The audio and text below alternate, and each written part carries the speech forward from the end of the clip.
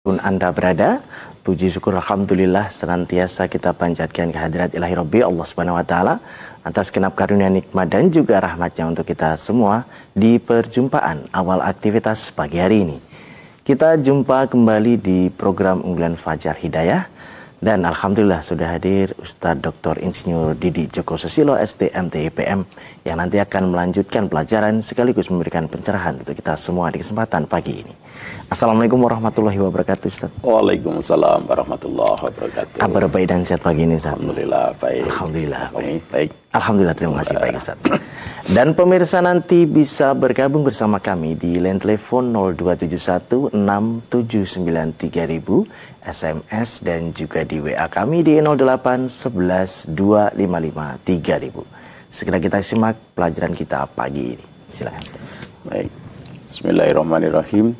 Innal hamdalillah nahmaduhu wa nasta'inuhu wa nastaghfiruh wa na'udzu billahi min syururi anfusina wa min sayyiati a'malina may yahdihillahu fala mudhillalah wa may yudlil fala hadiyalah.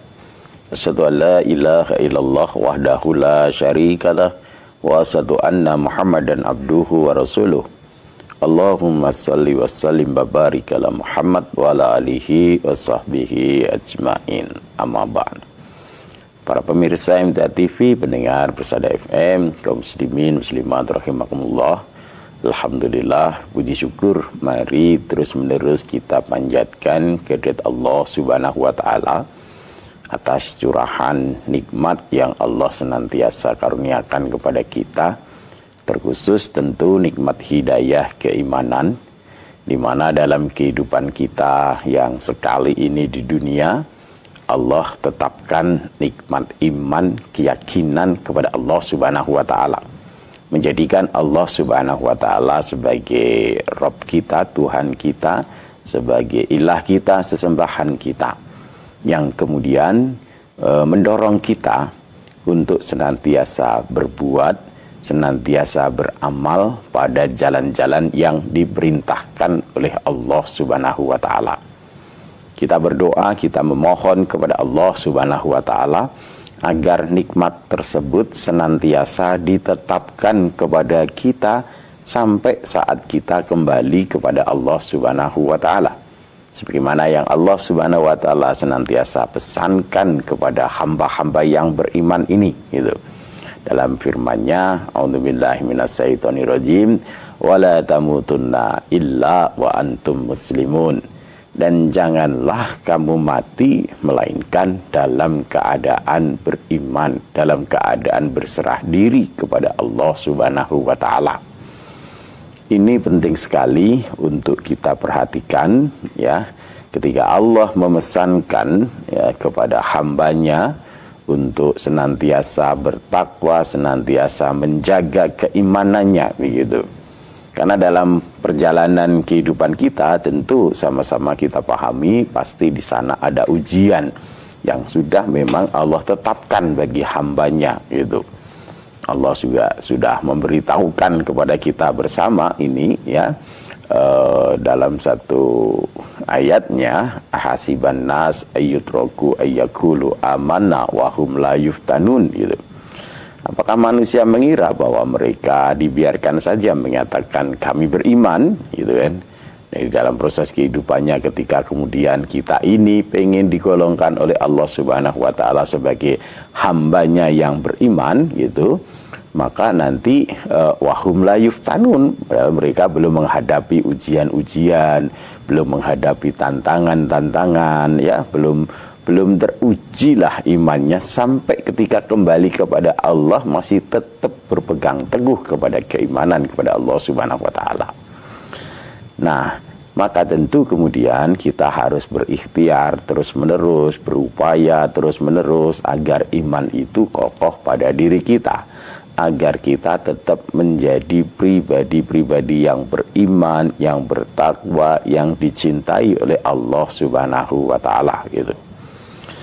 Nah, ketika kita kemudian senantiasa berikhtiar pada jalan-jalan yang dicintai oleh Allah, jaga terus, perhatikan terus, peduli kepada keimanan yang ada pada diri kita, maka insya Allah Allah pun akan tetap terus menerus menetapkan iman itu pada diri kita gitu. Kita tidak berusaha untuk menggeser, merubah ya keyakinan-keyakinan kita, keimanan-keimanan yang sudah kokoh pada diri kita itu terus dijaga, terus beramal pada jalan-jalan yang sesuai dengan nilai-nilai keimanan kita. Maka tentu Allah akan terus menetapkan, terus menambah, tidak akan mencabut nikmat tersebut. Karena Allah Subhanahu wa taala juga sudah buat sunatullahnya ya. Innallaha la yughayyiru ma biqaumin hatta yughayyiru ma bi anfusihim. Ya, sesungguhnya Allah tidak akan merubah ya keadaan satu kaum, ya, keadaan pada orang jadi beriman kok tahu-tahu jadi kafir. Enggak, Allah tidak akan merubah nikmat yang Allah berikan kepada satu kaum, pada seorang hamba, hatta yughayyiru ma bi anfusihim, sehingga mereka merubah apa yang ada pada diri mereka begitu. Maka ketika kita berharap agar kita ini sampai akhir hayat kita tetap dalam keadaan beriman, tetap dalam keadaan berserah diri kepada Allah Subhanahu wa taala, maka kita harus jaga nikmat tersebut. Jangan dirubah gitu. Jangan mulai sedikit demi sedikit ya. Karena nilai-nilai keimanan itu juga bisa tergerus sedikit demi sedikit ketika kita melakukan amal-amal, perbuatan-perbuatan yang tidak sejalan dengan nilai-nilai keimanan gitu. Karena ada konsekuensi begitu, ada konsekuensi bahwa keimanan itu pasti akan diikuti dengan amal gitu. Amalnya yang biasa kita kenal dengan namanya amal soleh gitu. Amal-amal yang diperintahkan oleh Allah Subhanahu wa taala untuk dikerjakan pada hamba ini. Amal-amal yang dituntunkan oleh Rasulullah sallallahu alaihi wasallam untuk dikerjakan oleh umatnya begitu. Nah, ini tentu ketika kita pengen iman kita kokoh, harus diikuti dengan amal-amal ini ya. Tidak mungkin iman kita menjadi kokoh kalau kita tidak lakukan amal-amal soleh gitu. Bahkan sebaliknya, misalkan ya, perbuatan-perbuatan, amal-amal yang dicegah, yang dilarang oleh Allah dan Rasulnya yang kita lakukan, maka tentu itu tidak akan mengokohkan keimanan kita. Tetapi sedikit demi sedikit menghilangkan ya, menghilangkan, merubah keimanan yang ada pada kita, sehingga nanti suatu saat dari iman akan berubah menjadi kekufuran ya. Yang tadinya meyakini janji-janji Allah, yang tadinya meyakini apa yang disampaikan oleh Rasulullah SAW, nanti akan berubah menjadi sama sekali tidak percaya atau kafir, ingkar gitu. Ini nanti akan sejalan dengan amal yang kita lakukan gitu. Ketika perbuatan-perbuatan yang dicegah, dilarang oleh Allah dan Rasulnya ya, misalkan Allah Subhanahu wa taala itu memerintahkan kepada kita untuk senantiasa berkata jujur itu ya, berlaku jujur ya, jadi tidak sekedar perkataan, di dalam perbuatannya pun juga tegakkan kejujuran. Tetapi misalkan kemudian kita berpaling dari kejujuran, sudah sedikit mulai bohong, mulai dusta-dusta, bahkan sampai kemudian tidak hanya sekedar omongan, tapi perbuatan kita pun juga dihiasi dengan senantiasa perbuatan kedustaan gitu kan. Nah, maka ini kan nanti akan menggerus, menghilangkan keimanan, keyakinan kita kepada Allah Subhanahu wa taala. Jadi seolah-olah ya, yang Allah perintahkan kepada hamba untuk berlaku jujur itu kita abaikan begitu. Nah, ketika ada pengabaian terhadap perintah-perintah Allah, terhadap larangan-larangan Allah Subhanahu wa taala, kan kemudian kita menafikan, menghilangkan Allah Subhanahu wa taala dalam kehidupan kita gitu. Jadi kita misalkan merasa melakukan perbuatan maksiat itu sudah merasa tidak apa-apa gitu. Sudah tidak merasa bahwa kemaksiatan saya itu nanti akan dibalas oleh Allah Subhanahu wa taala. Kemaksiatan kita atau dosa yang kita lakukan itu akan membawa konsekuensi dalam kehidupan kita nanti di akhirat kelak begitu. Itu kan terus hilang. Nah, dengan begitu maka yang kita tadinya hamba yang beriman kepada Allah Subhanahu wa taala bisa berubah. Dan itu yang merubah siapa? Kita sendiri begitu. Kita sendiri yang merubah apa yang ada pada kita. Nah, Nah, maka tentu mari bersama-sama ya kita senantiasa jaga, kita senantiasa terus-menerus perhatikan ya, karena iman yang ada pada kita itu sangat-sangat berhubungan dengan amal yang kita lakukan gitu. Memang iman itu adanya di dalam hati kita ya, tetapi sangat berhubungan dengan amal yang kita lakukan. Kita bisa perhatikan diri kita masing-masing, tidak memperhatikan orang lain, tapi perhatikan diri kita masing-masing.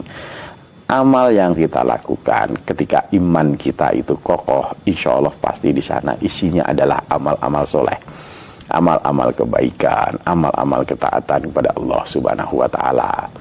Sebaliknya ketika iman kita itu lemah itu, maka kita pasti akan dihiasi dengan kemaksiatan, perbuatan dosa begitu. Kita sendiri pasti akan tahu itu. Maka para ulama sampaikan bahwa iman itu bertambah dengan tambahnya amal kebaikan. Sebaliknya iman akan berkurang manakala yang kita lakukan adalah amal-amal kemaksiatan, amal-amal keburukan gitu. Nah, ini kita gunakan untuk mengukur diri kita gitu. Jangan sampai ya nikmat yang Allah sudah karuniakan kepada kita yang paling besar ini, nikmat keimanan, nikmat ketaatan kita kepada Allah sampai hilang, rugi kita gitu. Karena ini nanti yang akan bernilai buat kita di kehidupan di yaumil qiyamah gitu. Pada hari itu ya harta, keluarga, jabatan, nah sudah nggak ada nilainya di sisi Allah Subhanahu wa Ta'ala. Pada saat itu iman dan amal kita yang bisa menyelamatkan, yang bisa membahagiakan kita gitu. Ya, sebagai bukti ketundukan kita kepada Allah Subhanahu wa Ta'ala, sebagai bukti ya kita menunaikan apa yang memang Allah amanatkan kepada kita dalam kehidupan di dunia. Wa ma khalaqtul jinna wal insa illa liya'budun. Itu amanah kita. Dan tidaklah kami ciptakan jin dan manusia melainkan untuk mengabdi kepadaku, menghamba kepadaku, beribadah kepadaku. Pokok itu dalam kehidupan kita di dunia. Kita di dunia ini tidak dimaksudkan untuk memperturutkan hawa nafsu kita. Ya, kita di dunia ini tidak dimaksudkan oleh Allah Subhanahu wa Ta'ala hanya untuk bersenang-senang dalam kehidupan kita. Ada amanah penghambaan diri kepada Allah Subhanahu wa Ta'ala. Karena Allah janjikan bahwa dalam kehidupan kita di dunia ini tidak selamanya. Ada saatnya kita akan kembali kepada Allah Subhanahu wa Ta'ala. Dan ketika kembali kepada Allah Subhanahu wa Ta'ala, maka segala potensi, segala kenikmatan, segala kebaikan yang Allah karuniakan kepada kita, maka disoal, ditanya oleh Allah Subhanahu wa Ta'ala, kita gunakan untuk apa?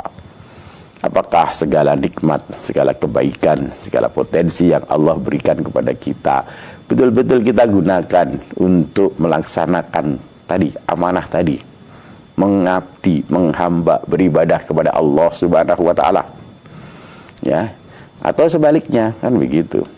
Allah sudah pastikan latus alunna yauma idzin anin naim. Pada hari itu sungguh pasti kami akan tanya semua nikmat yang kami berikan itu, segala kebaikan, kenikmatan, kesenangan yang Allah anugerahkan kepada kita itu ditanya. Maka Allah sudah mengingatkan juga ya, wattaqi fi ma atakallahu daral akhirah.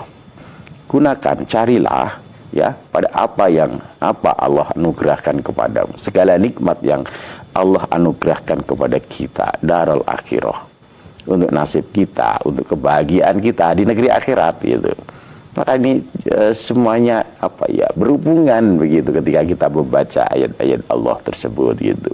Allah sudah banyak sekali mengingatkan kepada hambanya, memesankan kepada hambanya, mengarahkan kepada hambanya, membimbing hambanya untuk mempersiapkan nasibnya, mempersiapkan dirinya ketika nanti kembali kepada Allah Subhanahu wa Ta'ala. Maka kita berharap segala kenikmatan yang Allah anugerahkan kepada kita itu tidak hilang, tidak berubah gitu. Jadi nikmat-nikmat kebaikan-kebaikan, keimanan, ketaatan, ketundukan kita kepada Allah Subhanahu wa Ta'ala jangan kemudian nanti berubah, bergeser menjadi berpaling kita dari taat menjadi maksiat, berpaling kita dari iman menjadi kafir, begitu, menjadi kufur kepada apa yang Allah Subhanahu wa taala perintahkan. Maka dalam satu hadis pun Rasulullah SAW mengingatkan kepada kita, memberi pelajaran kepada kita. Dalam sebuah hadis riwayat Abu Daud ya, dari Ibnu Umar disebutkan, An Ibni Umar radhiyallahu an qala kana min du'ai Rasulillah sallallahu alaihi wasallam Allahumma inni a'udzubika min zawali nikmatika wa tahwili afiyatika wa fujaati nikmatika wa jami'i sakhatika. Di riwayat Abu Dawud, hadis nomor 1545. Rasulullah SAW itu memberi nasihat kepada kita umatnya. Dari Ibnu Umar radhiyallahu an, ia berkata, adalah di antara doanya Rasulullah sallallahu alaihi wasallam, yaitu Allahumma inni a'udzubika min zawali nikmatika wa tahwili afiyatika wa fujaati nikmatika wa jami'i sakhatika. Ya Allah, sesungguhnya aku berlindung kepadamu dari hilangnya nikmatmu. Nah, ini Rasulullah SAW juga memberi warning kepada kita dengan doa ini gitu. Kita ini yang sudah ya wajib bersyukur dengan nikmat yang Allah berikan, ketetapan iman, rasa taat kita, rasa senang, cinta kita beribadah, cinta kita ngaji, cinta kita kebaikan-kebaikan, itu nikmat yang Allah berikan kepada kita. Maka kita mohon jangan sampai nikmat itu hilang dari kita, dan berubahnya kesejahteraan darimu. Nah, ini jadi afiat. Ini yang ketika kita bisa manfaatkan kesehatan kita pada jalan-jalan kebaikan, jalan-jalan ketaatan, ya mudah-mudahan kita senantiasa ada di situ gitu ya. Dan dari mendadaknya pembalasan siksamu, nah gitu. Jadi kadang-kadang ada apa ya, satu dorongan untuk melakukan satu perpalingan dari ketaatan, dari keimanan. Mungkin ada godaan untuk melakukan maksiat begitu. Nah, ketika orang melakukan maksiat, nanti ada dua di sana begitu. Ada yang langsung disegerakan pada saat itu ya, atau ada yang diujo bahasanya gitu ya. Nah, orang melakukan maksiat tetapi tidak kena azab di dunia misalkan begitu. Itu bukan berarti kemudian dibiarkan gitu loh. Tetapi bahasanya diujo, istidroj lah dalam bahasa agama begitu. Dibiarkan, malah itu membuat dia tidak kembali kepada jalan yang benar begitu. Nah, di sini juga Rasulullah ajarkan supaya kita tidak berlindung kepada Allah dari pembalasan siksa yang kemudian mendadak atau tiba-tiba ya, sehingga kita kemudian tidak bisa menyadari kesalahan kita, tidak bisa kemudian beristighfar kembali kepada jalan yang lurus begitu, tidak. Maka hati-hati kita. Dan kemudian aku berlindung kepadamu dari berbagai macam murkamu. Kita mohon kepada Allah Subhanahu wa taala ya. Nah, tentu realisasi dari permohonan kita supaya tidak terkena murkanya Allah Subhanahu wa taala, tetaplah kita pada jalan-jalan ketaatan kepada Allah Subhanahu wa taala. Jalan-jalan yang kita tahu mendatangkan murkanya Allah Subhanahu wa taala jangan dilakukan, jangan diambil, jangan ditempuh gitu. Nah, tentu doa ini memberi satu peringatan untuk kita bersama ini, bahwa apa yang Allah anugerahkan bisa jadi suatu saat hilang dari kita. Bukannya Allah Subhanahu wa taala kemudian semena-mena, sewenang-wenang mengambil nikmat yang diberikan kepada kita, tetapi kita yang mulai merubah nikmat yang Allah berikan kepada kita. Contohnya dari ketaatan berpaling menjadi kemaksiatan, itu kita yang menginisiasi itu. Kita yang tidak menjaga nikmat tersebut. Mudah-mudahan nikmat iman, nikmat hidayah yang Allah anugerahkan kepada kita senantiasa ditetapkan pada diri kita sampai akhir hayat kita. Demikian, mudah-mudahan bermanfaat untuk kita bersama. Ya. Baik pemirsa, kami harapkan Anda bisa bergabung bersama kami di line telepon 02716793000, SMS dan juga di WA kami di 08112553000. Namun sebelumnya kita akan simak beberapa informasi dalam rangkaian jeda pariwara berikut ini.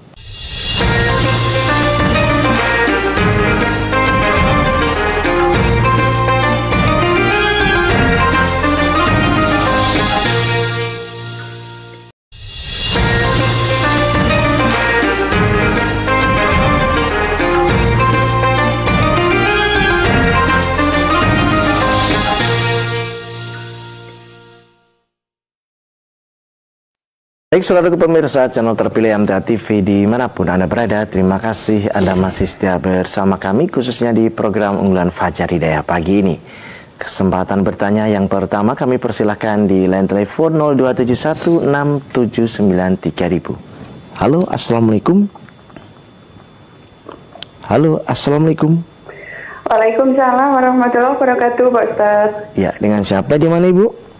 Ini dari Buti Wonosobo. Silahkan Ibu Ti Wonosobo. Terima kasih. Assalamualaikum warahmatullahi wabarakatuh, Pak Ustaz. Waalaikumsalam warahmatullahi wabarakatuh. Ini yang ingin saya tanyakan kan, ada saudara saya yang masuk ngaji baru gitu. Tapi kemarin itu mau sholat, gini ceritanya Pak Ustaz. Dia tuh mau sholat sudah takbir, tapi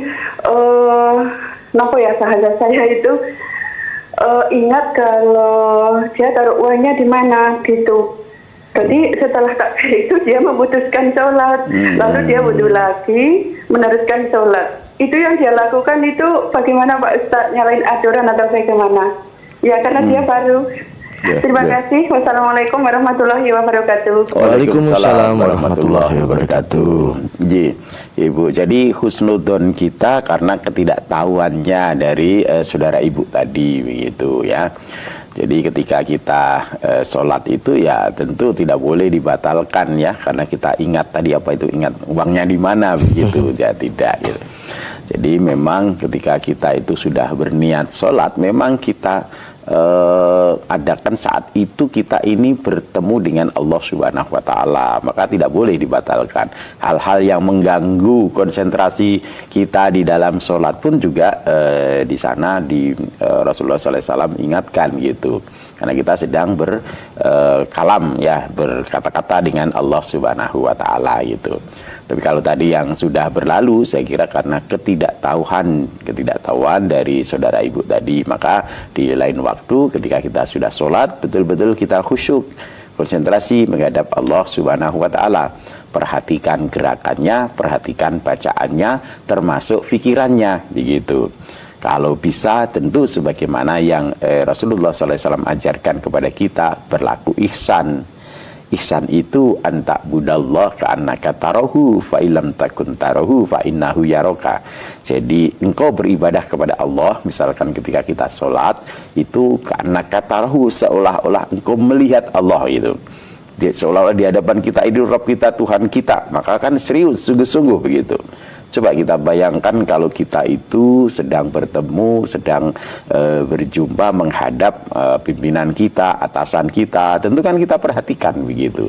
Tentu kita siapkan betul dengan baik, termasuk pakaian kita dan seterusnya kan, kita siapkan dengan baik. Maka ketika sholat pun juga demikian, berlaku ihsan lah, karena kata rohu seperti engkau melihatnya. Fa'ilam takun tarohu, kalau kamu tidak bisa ya merasakan bahwa kamu melihat dia Allah Subhanahu wa Ta'ala, maka yakinkan pada dirimu fa'innahu yaroka, ketika kamu sholat itu bahwa dia Allah memperhatikan kamu gitu. Nah, kita ini sedang diperhatikan oleh Allah Subhanahu wa Ta'ala, dilihat oleh Allah Subhanahu wa Ta'ala, maka lakukan yang terbaik. Berdirinya yang terbaik, rukuknya yang terbaik, tidak usah tergesa-gesa, iktidalnya yang baik, sujudnya yang terbaik gitu, yang maksimal kita bisa lakukan, duduk iftirosnya yang terbaik, duduk tawaruknya yang baik, bacaannya yang baik, dan seterusnya seperti itu. Nah, insya Allah dengan begitu nanti kita akan peroleh itu sholat dengan keadaan khusyuk gitu. Kalau mau ingat yang lain, kembalikan saya sedang sholat, konsentrasikan, saya sedang menghadap Allah, perhatikan bacaan kita. Nah, insya Allah dengan begitu, insya Allahnya nanti khusyuk. Kalau yang sudah terjadi kemarin, ya sudah, karena ketidaktahuannya saja. Demikian Ibu. Ya. Kita beralih di WA Ustaz. Kami bacakan dari Ibu Siti di Boyolali. Kampung saya itu ada arisan setiap malam Senin 20.000 Ustaz. Yang nantinya dikopiok dan yang dapat siapa begitu.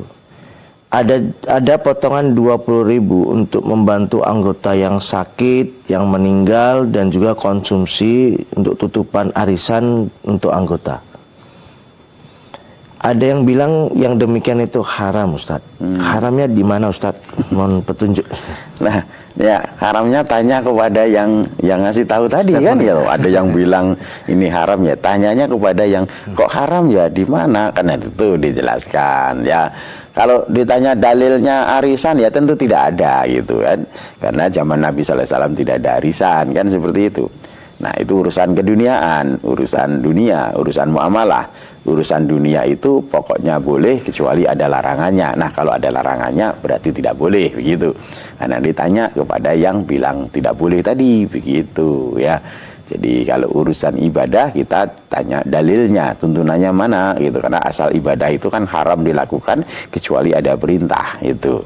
Tapi kalau urusan muamalah, urusan keduniaan itu boleh, semuanya mubah, boleh kecuali ada larangannya. Nah, silakan nanti ditanyakan itu kepada yang menyampaikan tadi. Demikian Ibu ya. Ya. Beralih di line telepon kembali, kami persilakan. Halo, assalamualaikum. Halo, assalamualaikum. Halo, assalamualaikum. Waalaikumsalam warahmatullahi wabarakatuh. Ya, dengan siapa di mana Bapak? Bapak Wardi di Riau. Ya, silakan Pak Wardi, Riau. Gini Pak Ustadz, saya mau tanya. Saya punya anak perempuan. Nah, anak saya menikah tanpa setahu saya. Tahu-tahu sudah menikah, jadi saya ini apakah pernikahan tadi sah apa tidak? Walaupun saya ini izin untuk dia menikah. Walinya siapa Bapak ketika menikah?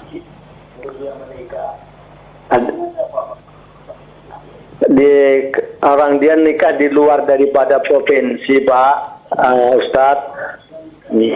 Jadi saya ya di situ saya setelah dia udah pulang ke rumah, dia udah bawa suami dan anak.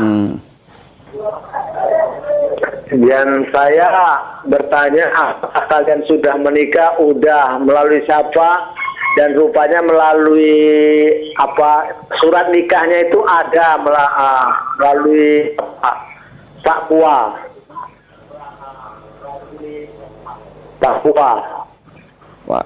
Demikian Ustaz. Bisa diulang Pak? Saya ini berdosa Pak Ustaz? Ya, Pak Wardi bisa diulang melalui apa tadi? KUA ya? KUA, melalui KUA. Nih. Melalui KUA, Pak. Ya. Demikian, Pak. Assalamualaikum warahmatullahi wabarakatuh. Waalaikumsalam warahmatullahi wabarakatuh. Bapak. Jadi seorang wanita kalau menikah itu wajib ada walinya begitu.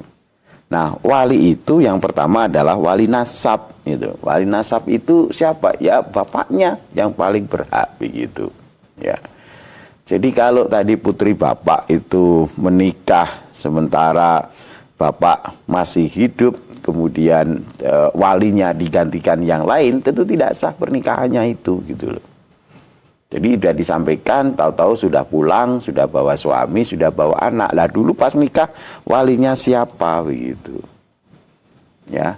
Apakah walinya pada saat itu tidak memungkinkan untuk hadir sehingga kemudian walinya bisa didelegasikan atau bagaimana? Kan tidak seperti yang terjadi pada Bapak itu. Bahkan tadi Bapak sampaikan Bapak tidak tahu gitu. Tidak tahu. Nah, tentu ini yang berdosa bukan Bapak begitu. Karena putri Bapak tidak mengabari, ya. Kemudian yang dari pihak KUA tentu yang bertanggung jawab itu yang mencatatkan nikah pada saat itu kan di dalam proses pencatatan di sana kan ada siapa walinya gitu. Nah, apakah diwalikan hakim? Apa alasannya diwalikan kepada hakim seperti itu? Nah, maka tentu bukan Bapak yang berdosa, tetapi putri Bapak yang harus ditanya. Dulu nikahnya walinya siapa begitu. Ya, padahal ayah bapaknya sendiri, bapak kandungnya masih hidup. Tentu bapak kandungnya yang berhak menjadi wali begitu. Gitu. Nah, maka tentu saksi-saksinya juga tidak boleh itu. Kemudian ketika bapaknya walinya masih hidup kemudian dihilangkan begitu, dihilangkan bapaknya kemudian digantikan wali yang lain, tentu tidak bisa. Maka tentu diperiksa dulu, ditanya dulu putrinya bapak dulu ketika menikah walinya siapa begitu. Ya, kalau walinya perempuan itu kita itu dilarang bernasab kepada selain bapak kita gitu, selain orang tua kita gitu. Misalkan bapaknya dihilangkan, dianggap seolah tidak ada, kemudian digantikan wali hakim gitu, padahal bapaknya ada, itu namanya menipu kan seperti itu. Nah, maka dicek aja, dilihat, misalkan dinikahkan di KUA, ada dokumennya. Siapa yang menjadi wali di situ? Nah, kalau bapak merasa tidak menjadi wali, maka pernikahannya tentu tidak sah begitu. Seperti itu, Bapak. Ya. Kita beralih kembali di WA Ustaz. Pertanyaan berikutnya dari saudara kita yang ada di Magelang. Ustaz, adakah tuntunannya kalau setiap malam Jumat harus baca surat Al-Kahfi, Ustaz? Kalau harus ya sebenarnya tidak ya.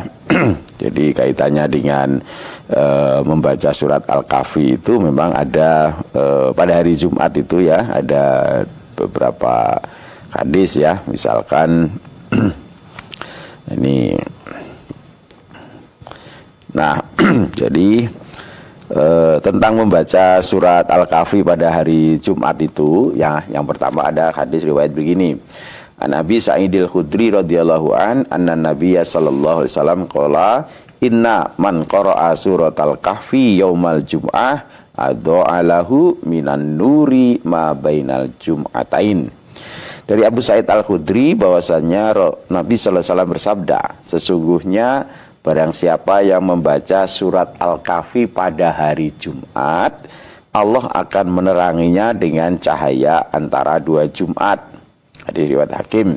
Nah, hadis ini itu tidak sahih, karena dalam sanadnya ada perawi bernama Nuaim bin Hammad ya, didhaifkan oleh An-Nasai begitu.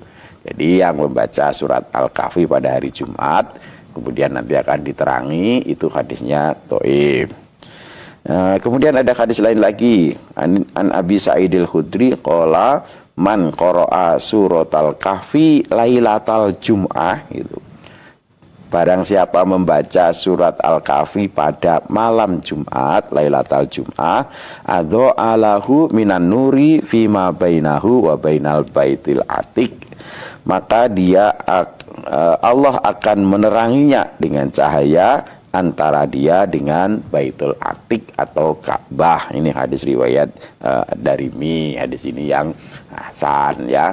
Hadis membaca surat Al-Kahfi pada malam Jumat. Demikian ya. Ya. Berikutnya masih ada kesempatan di line telepon kembali. Halo, assalamualaikum. Di line telepon kembali. Halo, assalamualaikum. Di line telepon kembali. Halo, halo, assalamualaikum. Assalamualaikum. Waalaikumsalam warahmatullahi wabarakatuh. Volume radio atau televisi tolong dikecilkan, Pak. Udah. Pertanyaan saya tuh sama itu dengan yang tadi. Kalau tadi Bapak tadi anaknya di luar provinsi, jadi kayak misalnya di Sumatera sama di Jawa gitu ya, itu dengan Bapak tadi, jadi nggak ngasih tahu. Nah, terus kalau ini peristiwa yang hampir sama, zaman dulu kira-kira tahun 94 itu nikah, orang tuanya disurati nggak bisa. Kalau zaman sekarang kan banyak HP ya. Kalau zaman dulu kan belum ada. Terus jadi disurati nggak datang. Terus akhirnya pakai wali hakim. Kalau Bapak tadi ya di luar provinsi, misalnya kayak di Lampung sama di Jakarta, di mana itu tadi. Itu aja, makasih. Assalamualaikum. Waalaikumsalam warahmatullahi wabarakatuh. Jadi tadi Bapak tadi kan sampaikan dia tidak tahu.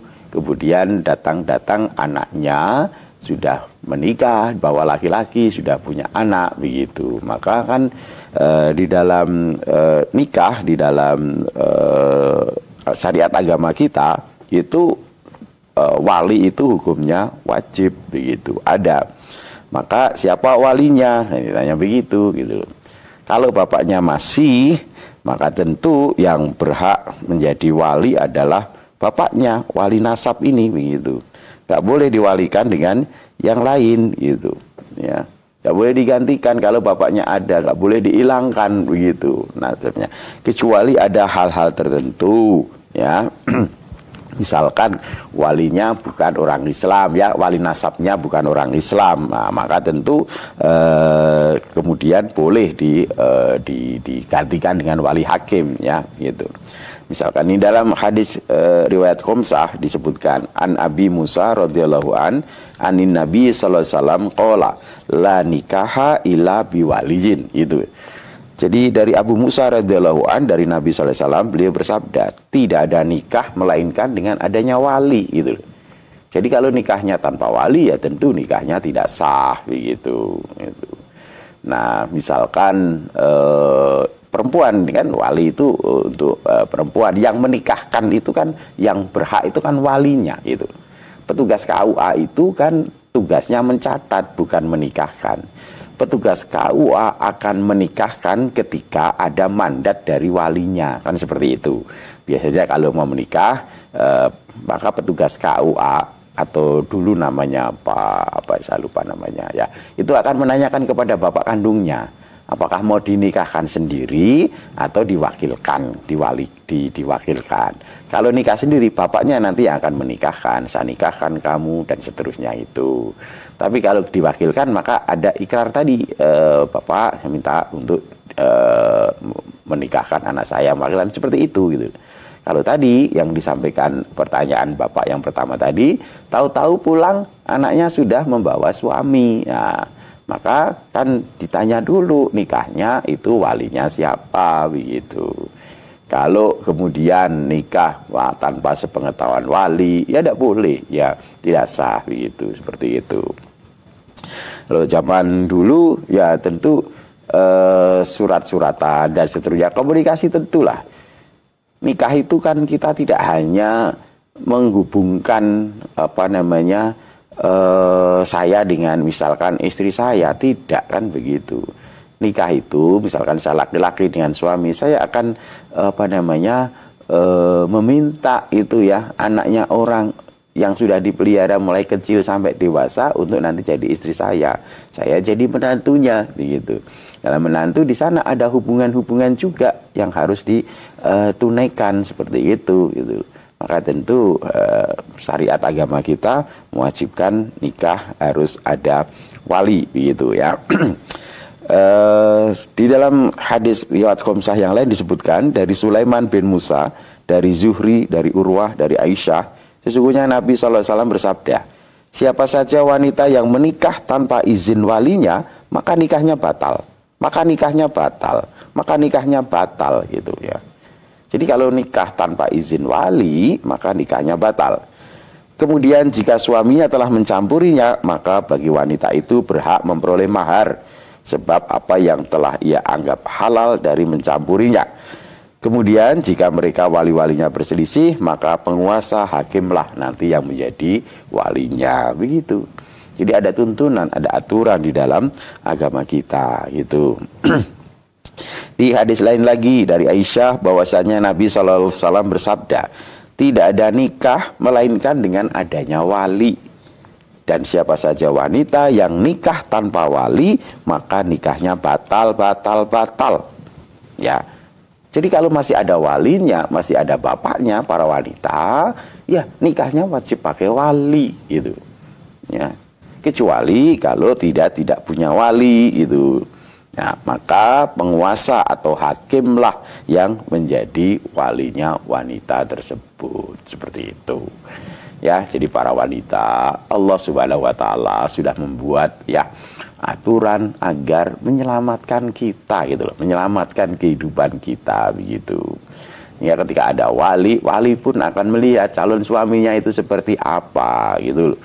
Ketika seorang ayah akan menyerahkan anaknya untuk dinikah oleh seorang laki-laki, maka dia perhatikan, dia lihat bagaimana calon menantunya ini, ya.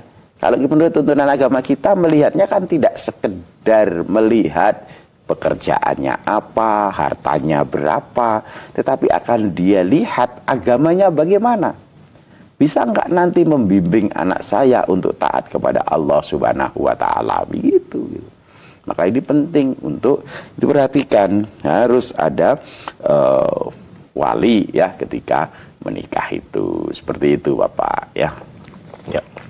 Baik Ustadz, kami sampaikan terima kasih atas pelajarannya di kesempatan pagi ini dan semoga kita nantikan pelajaran berikutnya insya Allah. Assalamualaikum warahmatullahi wabarakatuh. Waalaikumsalam warahmatullahi wabarakatuh. Baik saudara pemirsa channel terpilih MTA TV dimanapun Anda berada, demikian tadi telah kita simak dan ikuti bersama program unggulan Fajar Hidayah pagi ini. Kita jumpa kembali di kesempatan mendatang dan saya Tamar Fatoni pamit undur. Alhamdulillahirabbil alamin, subhanakallahumma wa bihamdika asyhadu an la ilaha illa anta astaghfiruka wa atubu ilaik. Assalamualaikum warahmatullahi wabarakatuh.